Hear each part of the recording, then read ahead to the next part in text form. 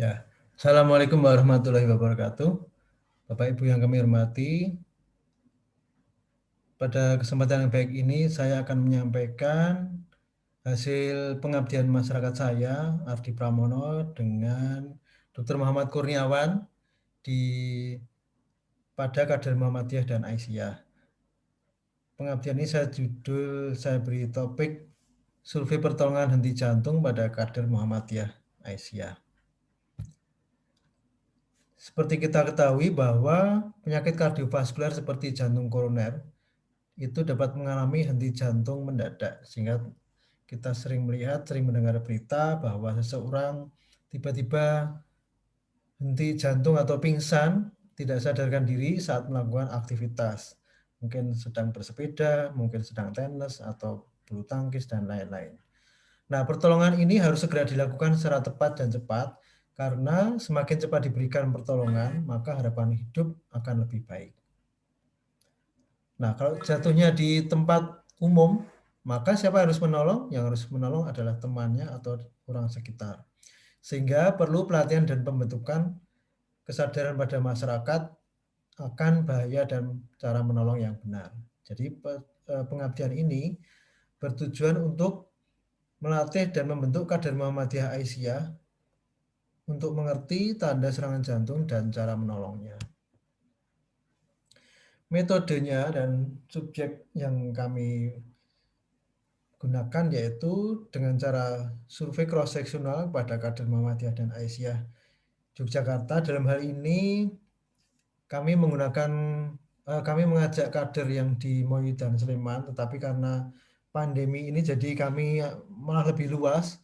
Kami menggunakan Google Form untuk mensurvei para kader Muhammadiyah Aisyah se-Yogyakarta. Survei ini menanyakan jenis kelamin dan umur, pengetahuan tentang tanda-tanda henti jantung, henti napas, serta pengetahuan cara menolongnya. Hasilnya adalah seperti ini, jadi jumlah responden laki-laki lebih banyak 71%, kemudian rata umur hampir sama 45,5% laki-laki dan sisanya perempuan. Kemudian dari yang dilakukan saat menemukan korban pingsan, apa yang dilakukan oleh para responden? Ternyata kebanyakan akan menolong sebisanya, walaupun kalau sebisanya itu ya tidak akan menyelesaikan permasalahan karena harus menolong dengan benar. Dan dari pengetahuan tentang tanda-tanda henti jantung itu responden 46,4% responden mengerti bahwa tanda-tanda henti jantung itu tidak teraba denyut jantung atau denyut nadi. Dan apakah tahu cara memeriksa denyut jantung? Kebanyakan responden 69,6% menyatakan tahu, ya, tahu cara memeriksa denyut nadi. Ya. Tetapi saat ditanya tanda-tanda henti napas, 19,6%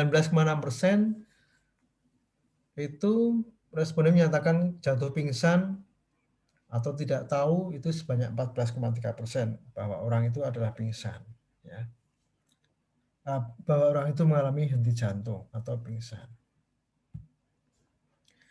Jadi akhirnya dari survei terakhir, poin terakhir, apakah setuju dilakukan pelatihan? Ternyata 96,1% itu setuju akan dilakukan pelatihan bantuan hidup dasar BHD baik secara offline maupun online.